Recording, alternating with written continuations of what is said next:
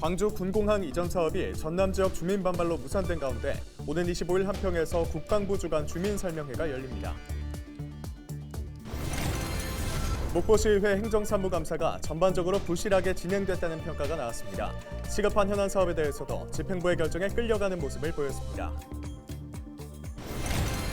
연말 소외 이웃에게 전달할 김장 나눔 행사가 지역 곳곳에서 펼쳐졌습니다.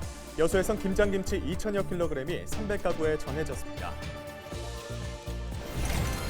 지난 이틀 동안 광주 전남에 모처럼 단비가 내렸습니다. 하지만 가뭄을 해갈시키긴 부족했습니다.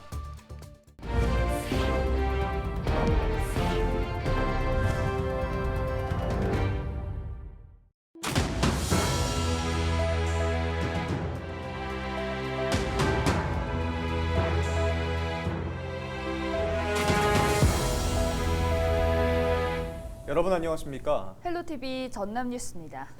그동안 주민들의 반발로 무산됐던 광주 군공항 이전 주민설명회가 한평에서 처음으로 열립니다. 국방부는 오는 25일 오후 2시 한평 엑스포공원에서 군공항 이전 사업 필요성과 절차를 설명하고 광주시는 주민 지원 사업을 소개할 예정입니다.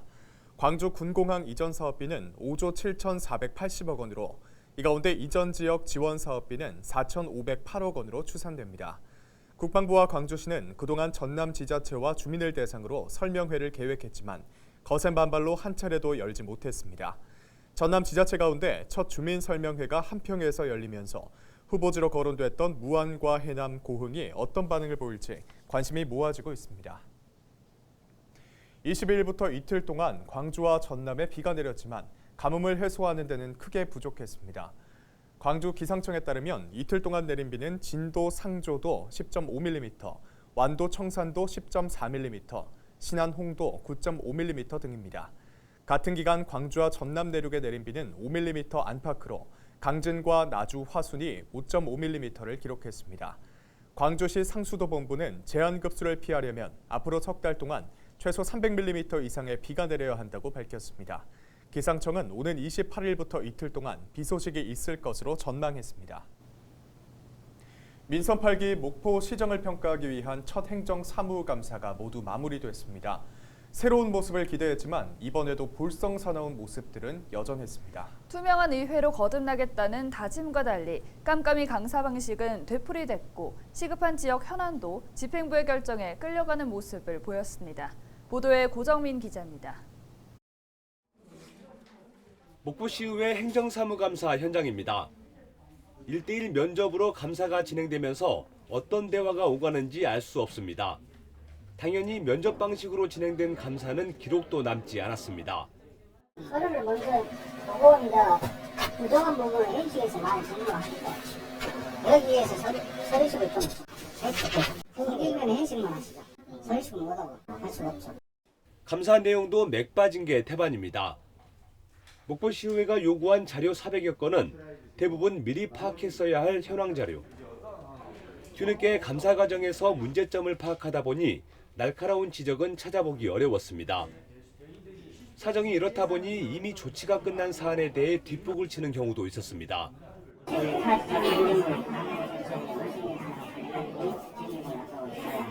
그걸 전부 다 조치 안 된 이상 학사 조치 안 됐습니다. 감사 과정을 공개한 뒤 구태를 반복하는 모습도 눈살을 찌푸리게 만들었습니다. 민감한 사안을 다룰 땐 정회를 선포한 뒤 비공개로 회의를 진행했기 때문입니다. 행정사무감사와 맞물린 시기에 목포시가 직면한 문제는 파업에 돌입한 시내버스의 새로운 운영 방안을 찾는 일. 집행부는 또다시 예산 퍼주기식으로 문제 해결에 나섰지만 시의회는 대안 제시도 없이 원론적인 지적에 그쳤습니다. 면허권도 반납해야 된다 이런 입장이었는데 그 다음에는 협상의 어떤 카드를 준 거예요. 사무감사를 진행을 했는데 이렇다 할 정도였던 감사 내용이 나오지는 않았다는 거죠. 시의회의 목소리는 반납하라로 끝나면 안 돼요. 구체적으로 반납할 수 있는 조치들을 취해야 되거든요. 그게 미흡했다는 거죠. 무너진 신뢰를 회복하는 일에 최선을 다하겠다는 각오로 출범한 12대 목포시의회. 첫 행정사무감사부터 제 기능을 다하지 못하면서 무용론을 자초하고 있습니다. 헬로티비 뉴스 고정민입니다. 목포시가 시내버스 파업 사태를 극복하기 위해 비상수송 대책에 동참한 공무원들의 노고를 위로하기 위한 차원에서 각 실과에 감귤을 돌려 논란이 일고 있습니다. 목포시는 버스 파업 비상 운송에 한마음으로 함께 해줘서 고맙다는 의미를 담아 각 실과와 동사무소 37곳에 감귤을 전달했습니다. 감귤은 한 상자당 2만 원꼴로 목포시 교통행정과의 업무 추진비를 쓴 것으로 알려졌습니다. 학교 비정규직 노동자들의 총파업이 예고된 가운데 전남도 교육청이 대책 마련에 분주합니다. 오는 25일 서울에서 열리는 전국 학교 비정규직 노조 총파업에 전남에서도 상당수 노조원이 참석할 것으로 예상돼 학교 급식과 방과 후 돌봄 등의 차질이 불가피할 전망입니다. 교육청은 파업 참여율에 따라 학생에게 간편식을 제공하거나 도시락 지참을 안내하는 등 대처할 계획입니다. 학교 비정규직 노조는 급식실 폐암 등 중대재해 종합대책 마련과 합리적인 임금체계 개편 등을 요구하고 있습니다. 김장철이 다가오는 만큼 지역 곳곳에서는 이웃에게 김치를 전달하며 정을 나누는 훈훈한 소식들이 전해지고 있습니다. 여수의 한 주민들도 이 열기에 동참해 김장 나눔 행사를 진행했는데요. 그 현장을 송하영 기자가 다녀왔습니다. 절여진 배추가 차곡차곡 쌓여 있습니다. 앞치마를 두른 채 고무장갑을 낀 주민들이 3-3-5 모여 속을 채우기 시작합니다. 여수 주삼동 주민자치위원회를 비롯한 5개 단체의 회원들이 모여 김장에 나선 겁니다. 정성스러운 손길이 이어지면서 완성된 김치가 수북이 쌓이자 자원봉사자들의 얼굴에도 웃음꽃이 피어납니다. 힘이 안 들면 거짓말. 너무 힘들어요. 근데 해야 할 일이고 하면 좋으니까 해야죠. 줄 수 있으면 서로 나눠주고 돕는 게 더 좋잖아요. 세상이 밝아져야지. 너나 할 것 없이 이웃에 전달할 김장에 참여하는 만큼 저도 일손을 보탰습니다. 어머니 확실히 손이 빠르시네요. 아, 그래요? 저랑 똑같이 들어가도 저보다 훨씬 빠르시고 역시. 이번 행사에는 자원봉사자 100여 명이 참여했습니다. 이들이 담근 김장김치 2,000kg은 지역의 소외계층과 홀몸 어르신 등 300가구에 전달됐습니다. 지난주 금요일부터 자생단체 회원들이 직접 참여하여 배추도 뽑고 씻고 절이고 양념도 직접 준비하여 정성을 다했으니 관내 취약계층의 건강과 마음에 큰 힘이 되었으면 좋겠습니다.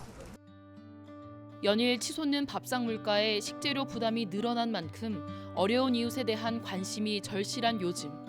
추위를 녹이고 온정을 전하는 나눔의 손길이 이어지고 있습니다. 맛있는 김치 드시고 훈훈한 겨울 나세요. 헬로티비 뉴스 송하영입니다. 전남의 코로나19 신규 확진자가 1,800명대를 이어가고 있습니다. 전남은 지난 22일 순천 314명, 목포 288명, 여수 183명, 광양 173명 등 22개 시군에서 1,872명의 신규 확진자가 나왔습니다. 특히 요양 관련 시설 56곳에서 166명이 집단 감염됐습니다. 신규 확진자 가운데 60대 이상이 전체의 34%인 637명을 차지했습니다. 영암군이 2023년도 예산을 올해보다 145억 원 증가한 6,418억 원 규모로 편성하고 군의회에 심의를 요청했습니다. 영암군이 편성한 내년도 살림살이 규모를 보면 일반 회계가 195억 원 증가한 5,822억 원, 기타 특별회계와 공기업 특별회계는 각각 5억 원과 45억 원 줄어든 104억 원과 492억 원이 반영됐습니다. 영암군은 인구 소멸과 기후위기에 대응하고 침체된 지역 경제에 활력을 불어넣기 위한 분야에 예산을 편성했다고 밝혔습니다. 강진군의 청년을 위한 공유 주거시설이 들어설 전망입니다. 강진군은 행정안전부 공모사업인 청년마을 공유주거 조성사업에 최종 선정돼 국비 10억 원을 확보했습니다. 강진군은 내년까지 군유진 병영면 성남리 일대에 숙소와 회의실 등을 갖춘 3층 건물을 건축할 계획입니다. 시설이 건립되면 청년 인구 유입과 정주 여건 개선에 도움이 될 전망입니다.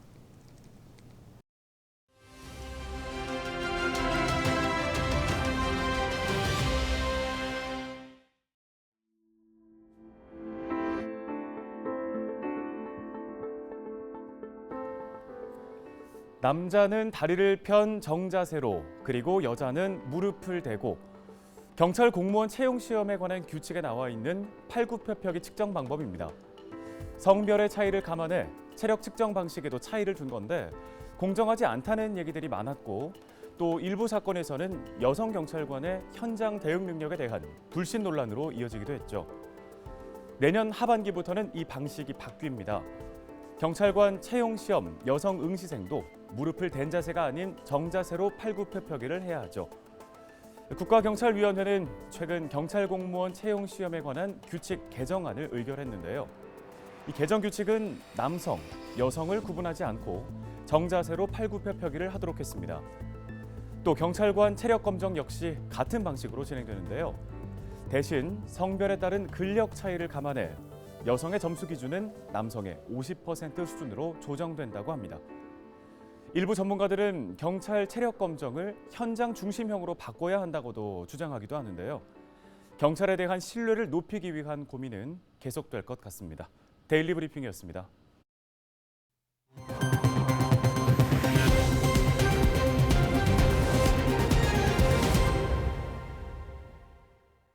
전라남도 해양수산과학원과 종묘 생산업체가 슈퍼김으로 불리는 해풍 1호 기술 이전 계약을 체결했습니다. 전남 해양수산과학원은 종묘 생산업체 5곳과 기술 이전 계약을 체결해 앞으로 생산업체들이 종자 대량 배양에 참여하게 된다고 밝혔습니다.